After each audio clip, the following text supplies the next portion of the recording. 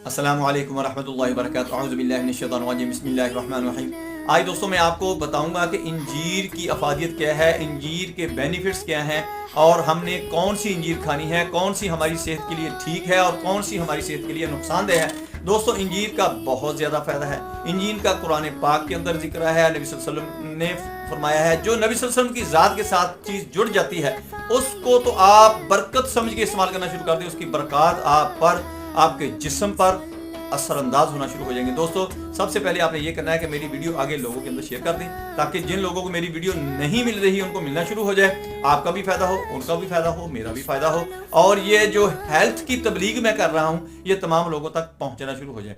दोस्तों मेरी वीडियो को आपने अच्छी तरह देखना है, सुनना है, समझना है और इसको आगे दोस्तों और रिश्तेदारों के अंदर आपने बताना भी है। ये आप काम पकड़ लें, ये नेकी है, दूसरों का फायदा होगा, आपको बहुत ज्यादा फायदा होगा, अल्लाह की जात आपका फायदा करना शुरू कर देगी।